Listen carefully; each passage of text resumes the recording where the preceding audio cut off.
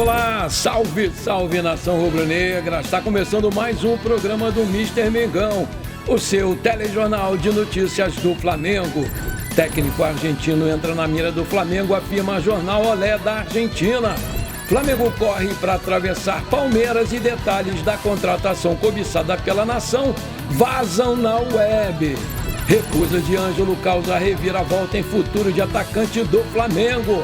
Marcadas as datas para os jogos de volta das semifinais do Carioca. Essas e outras você confere agora. Fica comigo até o final, porque aqui tem muito mais Flamengo pra você.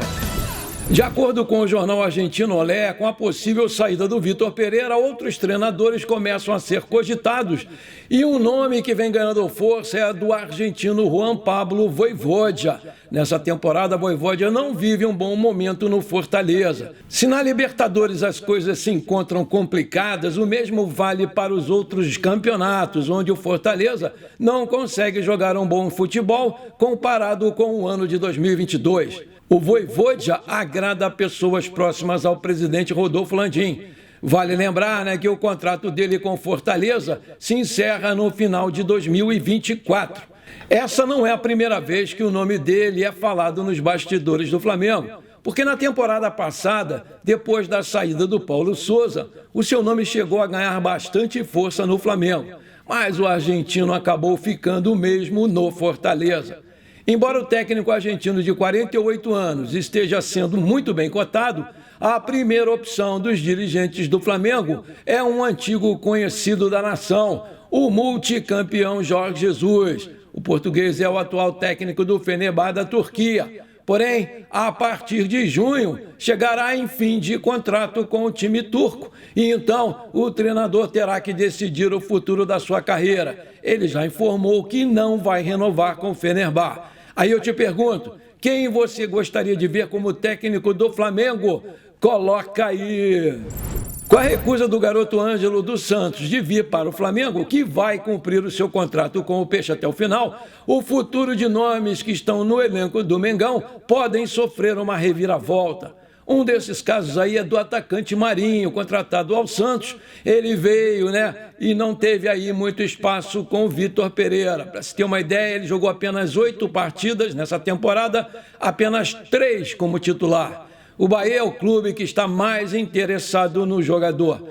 No entanto, de acordo com informações do jornal O Lance, a negociação com o Bahia, que era considerada muito bem encaminhada, pode sofrer uma grande reviravolta. Com o contrato até o final do ano com o Flamengo, o Marinho ainda não deu o seu ok para a proposta baiana e é nítido que ele quer ficar aqui no Flamengo, que é o seu time do coração. Agora resta esperar as próximas semanas para saber se o Marinho vai ou não para o Bahia. Os baianos apresentaram uma proposta de compra de 8 milhões de reais ao Flamengo, que deu a sua resposta positiva. Mas agora, com as novas movimentações no mercado, a situação pode mudar. Em 2022, o Flamengo pagou $1.3 milhão, 7 milhões de reais, pela contratação do Marinho.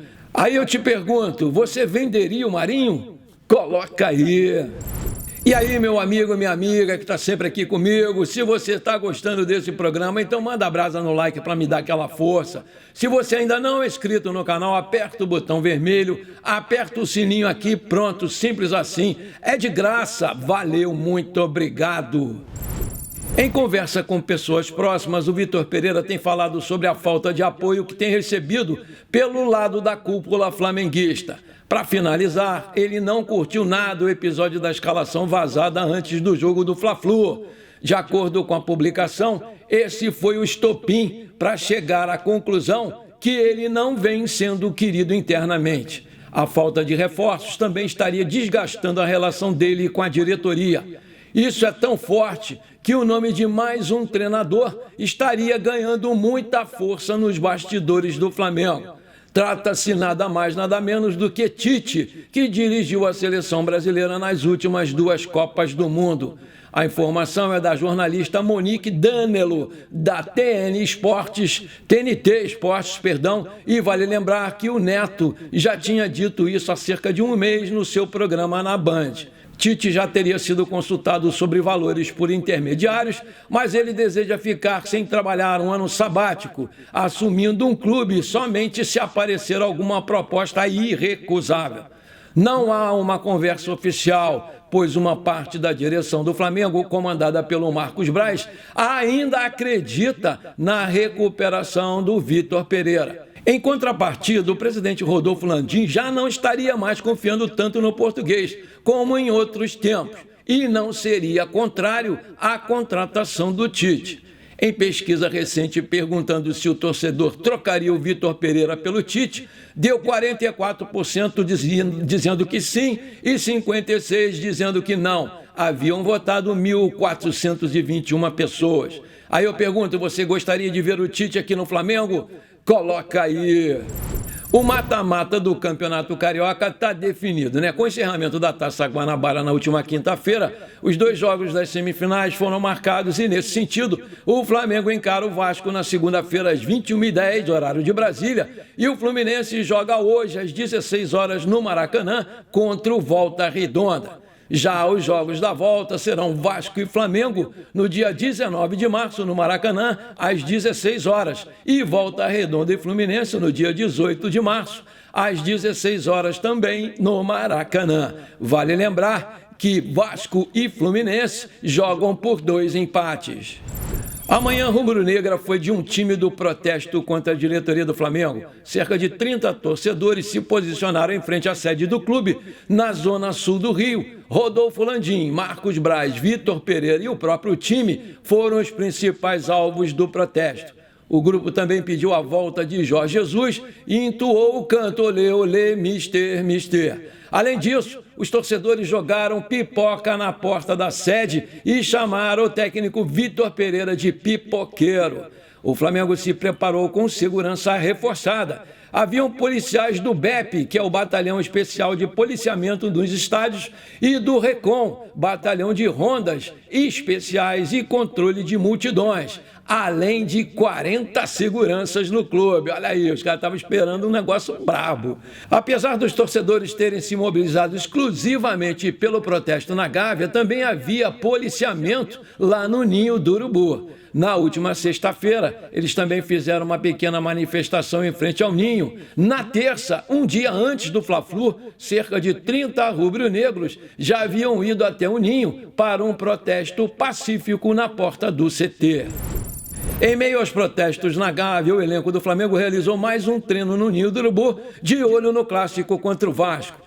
A atividade ela ocorreu na manhã desse sábado sem intercorrências, mas com muito trabalho para o Vitor Pereira, que deve seguir com alguns desfalques para esse jogo. A boa notícia é que o volante Thiago Maia treinou junto com o grupo na atividade desse sábado e tem muita possibilidade de voltar contra o Vasco. Davi Luiz não deve ficar à disposição para essa segunda-feira. Ele vem realizando atividades específicas na academia do Ninho do Urubu. Varela, Felipe Luiz e Pulgar também realizam trabalhos na academia com o intuito de fortalecer a musculatura e retornar rapidamente aos gramados. Já o Bruno Henrique e o Vitor Hugo, que estão em fase inicial de transição após graves lesões no joelho e na fíbula, respectivamente, completam a lista de ausências. Por outro lado, além do Thiago Maia, Pedro e Léo Pereira também devem ser relacionados normalmente para esse jogo aí contra o Vasco. Pedro sofreu um desconforto muscular no jogo contra o Vasco e mesmo no banco de reservas não entrou no Fla-Flu, enquanto que Léo Pereira deixou o campo no final da partida depois de sentir dores musculares. Ambos participaram normalmente das atividades desse sábado no Ninho do Urubu. Excelentes notícias para o Flamengo. Apesar do início da temporada do Flamengo ter deixado a desejar, o Flamengo segue na liderança do ranking mundial de clubes da IFFHS, Federação Internacional de História e Estatísticas do Futebol. O anúncio ele foi feito na última sexta-feira, dia 10. Vamos conhecer aí o top 10 dessa relação. Flamengo com 313 pontos é o primeiro. Real Madrid, segundo, com 308. Palmeiras, terceiro, 263. Benfica, quarto, 247. Liverpool, 245 em quinto. Manchester City, em sexto, 245. O Porto, com 228, é o sétimo. Independente Del Valle é o oitavo, com 221,5. Al Ahly, 220 é o nono. E Internacional, com 217, é o décimo colocado. Flamengo corre para atravessar Leila Pereira e detalhes de contratação cobiçada pela nação vazam na web. A diretoria busca cumprir o que foi prometido ao técnico Vitor Pereira, ou seja, trazer ao menos 3 reforços para 2023. O principal nome para o ataque era do ponta-direita Ângelo, que decidiu ficar no Santos, comunicado que veio a público nesta sexta-feira. Sendo assim, o Flamengo parte para o plano B, que também promete não ser nada simples. Com grande aprovação pela torcida rubro-negra, o atacante Arthur, do Red Bull Bragantino, é o novo alvo para chegar ao plantel do Vitor Pereira, mas o Flamengo vai precisar correr contra o tempo se quiser dar um chapéu no Palmeiras, que também tem interesse no ponta-direita.